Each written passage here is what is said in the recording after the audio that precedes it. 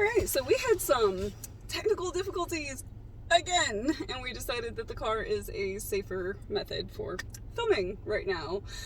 Still at the park, decided just to, kind of chill for a minute and wrap this up, I guess. Yeah, a little bit. We're getting stormed on like crazy, guys. If you have kept up with me, like I really kind of quit filming a lot during the stormy season over our summer. This is why, because Louisiana has a lot of natural disasters and hurricanes and bad storms, and guys, it just gets kind of messy around here. So anyway, where were we?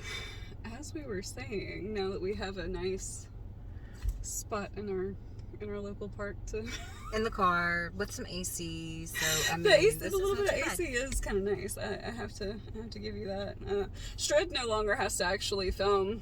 He gets to just say, "Hey, we got the cameraman in the back. We're just like mounted up." Here, I'll sit right here. All right. All right, honey. Where were we? I think we were talking about like my friend, and then that was it. I was asking you if you confide in friends now with your goals right. and everything like that. That's and right. Seeing where you were at. I don't really confide in friends anymore.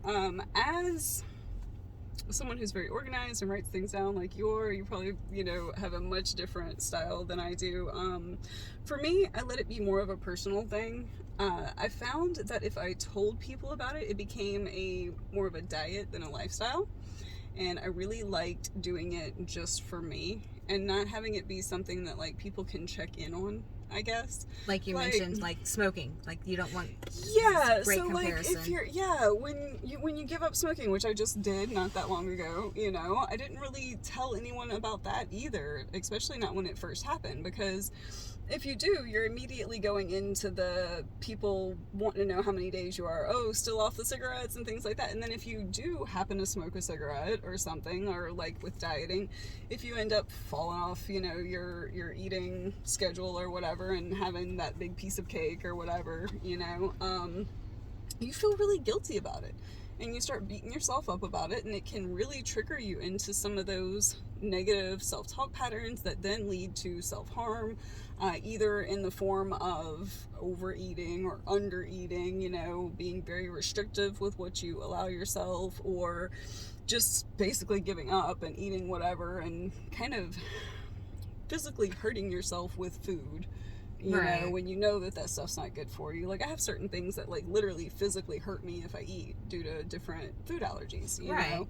So you kind of take the stance of, it's no different than someone saying they have a shellfish allergy. No one's going to, like, dive into, why aren't you eating shrimp? I have an allergy. Okay, and this is to pass through. So your lifestyle is kind of, without broadcasting it, it's just more or less kind of goes down to, an allergy, oh, okay, well, she don't drink. Okay, that's just a normal, it's like a normal everyday thing for you. You don't have to go into detail on why or why not. It's just part of who you are, right? Which makes your lifestyle easier than sharing. Yeah, absolutely. Because I felt like I said, when I got to the point where I was sharing too much, it just became very, for one, it's a very long explanation. It gets kind of tiring having to tell everybody your whole medical history, right? I mean, I'm sure you've had that, right? So I completely get that. Like, I mean, I don't want to go through everything that's medically wrong with me to explain why I do things. And then on top of it, like I had mentioned previously, I've seen different doctors, been to the right people.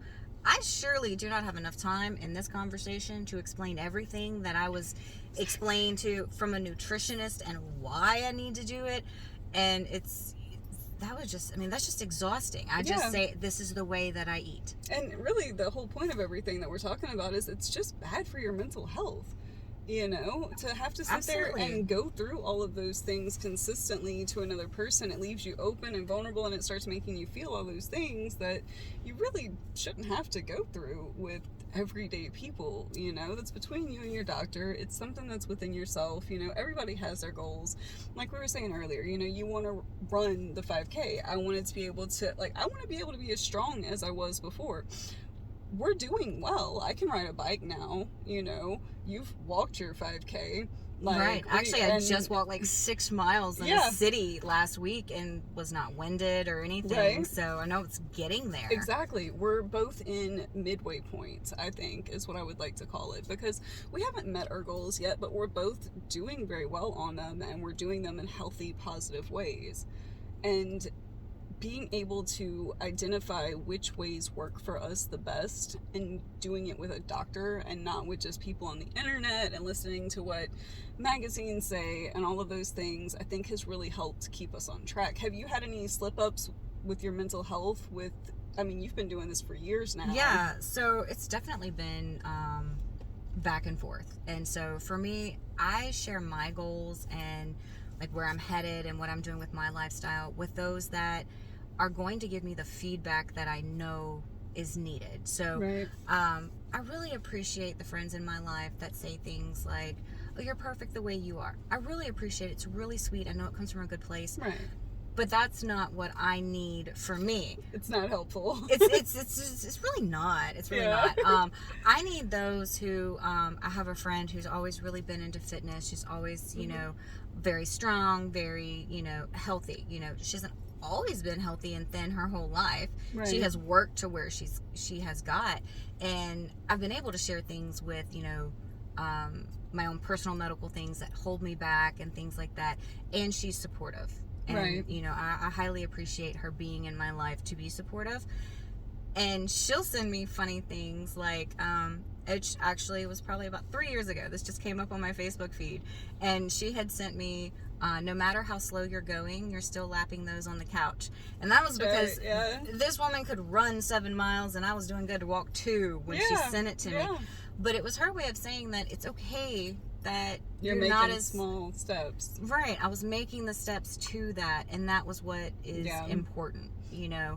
But I don't want to go and broadcast and be like, you know, oh, well, I don't eat dairy because of this, and I don't eat this because of this, and I only need to get into all that. It's just too much, you know. It becomes easy. exhausting. It absolutely have to does. Explain your reasons to validate why you do something the way you do. It should just be, I do it this way because I do it. Like, you don't have to explain it. I call it blueberries. Now, I am fortunate, and I'll tell you why I call it blueberries. I am fortunate that the people I work with are very health oriented. My little group. I even have a gentleman who's almost 70 years old, and he's about to do the Boston Marathon for the 2nd time. So awesome. Okay. Not everyone is a big runner like he is, but he's supportive. And then, you know, my boss is also into health. I have another gentleman, he suffers from rheumatoid arthritis, and he does healthy lifestyle things to help him. Yeah. Now, what he does isn't good for everybody, just like what I do is not good for everybody. And so I love, like, that little support system. And so we call it blueberries. And if you say you don't like blueberries, no one's going to dive deep. Like, you don't have to explain why you don't like blueberries. Right.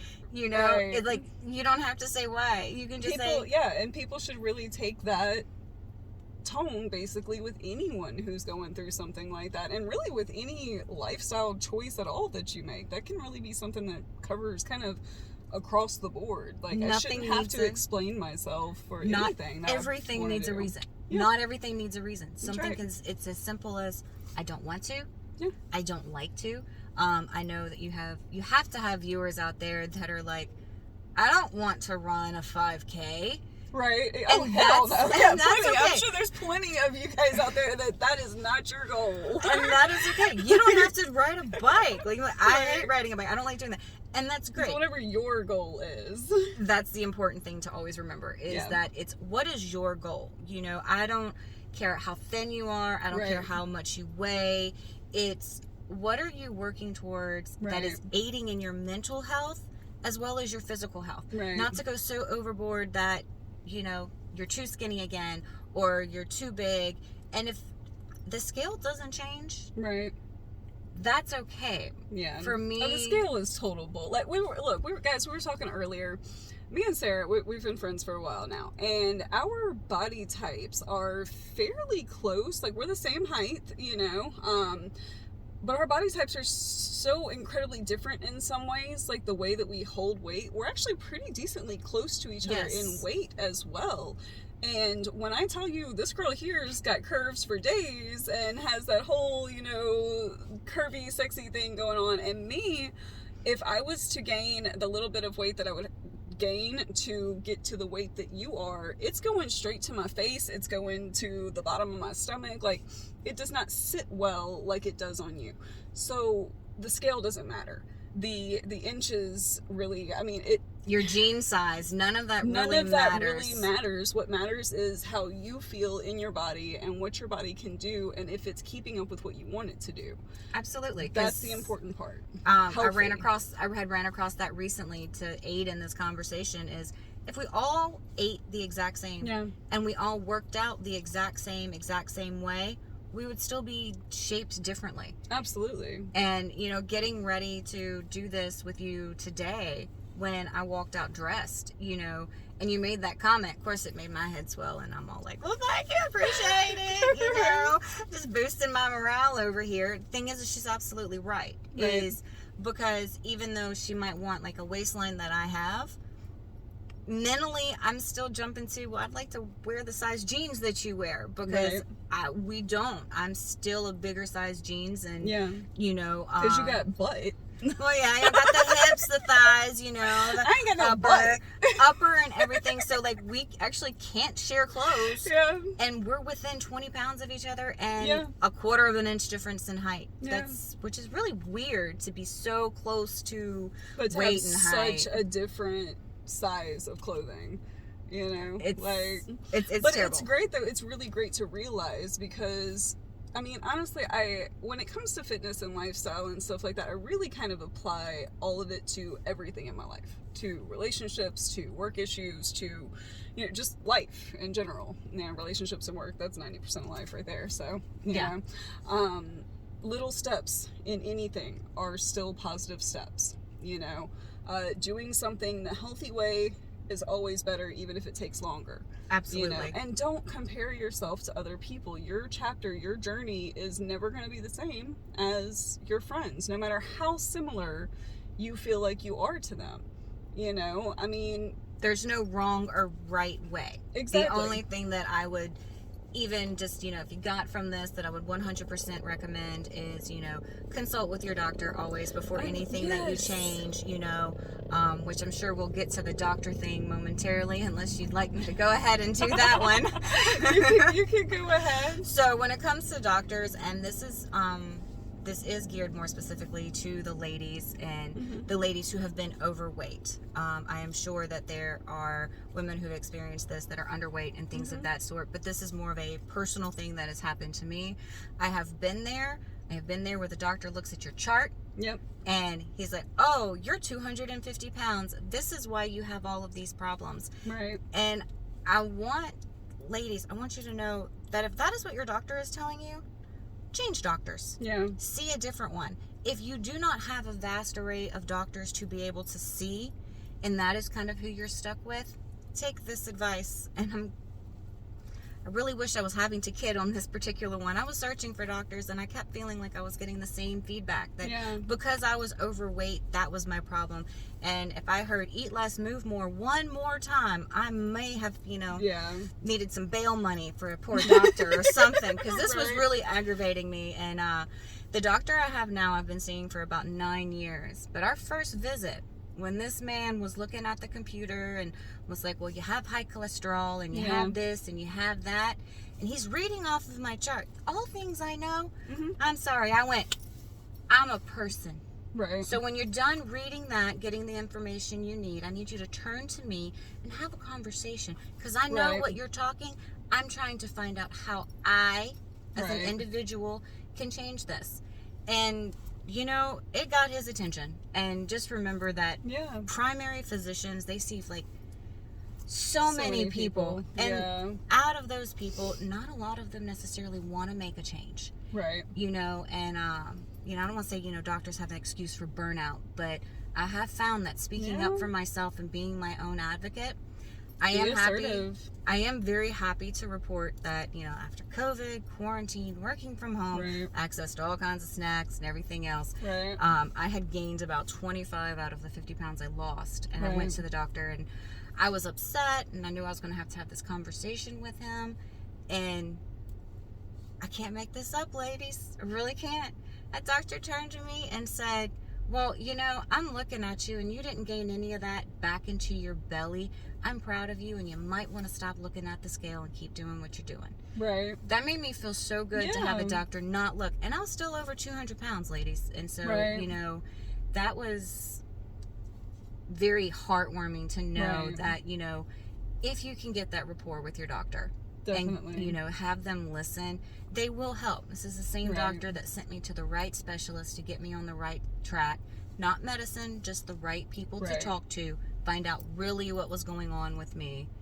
And so I do suggest it. Don't just, you know, Right. don't go to Google. Google's going to overwhelm Please you. don't. You Yeah, know, Google is not the way to diagnose yourself. no, For anything. no, anything. no. Go talk to somebody. Yes, absolutely. You know, and then for me, have the, you know, set up the right support system, because, you know, I may have Support had that system is huge. I may have had that friend a couple of years ago, but I'll be honest, my biggest support system has been my husband. Right. You know, and he did it with me when it was hard. And when Right. it was hard is when you start. Yeah. You know, so the Definitely. start is That always the beginning hard. is That, really the biggest thing, setting those habits, really. And I mean, like they say, it's 28 days to get a habit for absolutely anything. absolutely. You know, so if you can Or make it break 28 days, yeah, I was gonna say, so if you can make it 28 days of just really indulging in, this is what I consider self-care, because you are taking the ultimate steps to really care for yourself in a way that's going to matter the most long term. Absolutely, you know, because So- it's going to be, you know, you're going to be eating differently. You're going to be having a Yeah. different routine, and, you know, have the discussion with your family. I say family, I'm married with kids, you know, Yeah. it's, you know, it's to kind of let them know what's going to be different. Not that they have to do it, but Yeah, You that there kinda- are going to be these things that are going to be happening. You're going to see these things that are different, so that you're not asking me constantly why I'm doing this and why I'm doing that and stuff like that, that you're aware that I am trying to make these steps for the betterment of my life. And guys, what I want you to do is I want you to remember that that is something to take with you, like I said, through absolutely anything. Again, the big things that we want you to take from this is that you should really advocate for yourself. You should make positive lifestyle changes, because those changes are not only going to help you physically, but those are going to help your mental health a lot too. And that's really what we're concentrating on here. We want you to be in a good place mentally, because that's when you make the best decisions for yourself physically, and financially, and in all aspects of your life, really. absolutely. I And think. remember the goals that you set. It's perfectly, always have like an end goal if you want one. But just remember, and it doesn't matter what side of the scale you're on for this or where you are at in your journey, make achievable goals. You know, That's a huge thing. Definitely keep your goals to where it's something that you can get to without, I don't want you to have a 5-year goal for it. You can have a 5-year goal, but also have a 1-week goal. You know, have small little things that you want to reach, because you need to be able to see that progress as you go. You need to be able to see that you are doing well. I right. think that's very important. And you Right. don't want to get overwhelmed with it. You don't want to have this big That's goal right. that you have to reach and you're not seeing that kind of progress that you want. Yeah. Or like you don't want to have this big thing that you want to reach in the next like 2 weeks, and then if you don't get there, you're like upset Then with you yourself decide and that you fall back you're- into a hole Yeah. and you feel like you Right. failed. Feel like Don't- you're punishing yourself. Right, like you said, you know, let's not try to be Christina Aguilera or Britney Right. Spears in them lowrider jeans, you We're know. not doing that. Some of that, you know, make it achievable, you know, and then it's You okay know- to have the end, but have those little ones in between. Yeah. Don't forget your little ones. Mine are so small that I feel like at least every other week I'm messaging her and saying that, "We did hey, it. I hit We another did little it." goal. Yeah. And, you know, it's just something so that it is achievable, you know, That's even right. if it's, I'm going to, and within 7 days, I'm not going to be having sugar anymore. And Right. during that 7 days, you're weaning off having Yep. sugar, say in your coffee or something like that. And by day Little 7, changes. and by day 7, you have no sugar. Well, you know, you have completed a goal, That's right. and that's something to celebrate. There you And go. then you make another little one, and you keep going. And I'll be honest, that really helped me. It helps me a lot too. I didn't dive headfirst into anything. No, It was we can't do that to ourselves. Very, very slow. All right, guys. Well, thank you so much for joining us today. I hope that you got something good from the episode. Of course, always like, comment, subscribe, all that good stuff. If you want to keep the conversation going, drop it down in the comments. You know, I'll be here. I love you guys. Take care of yourselves, okay?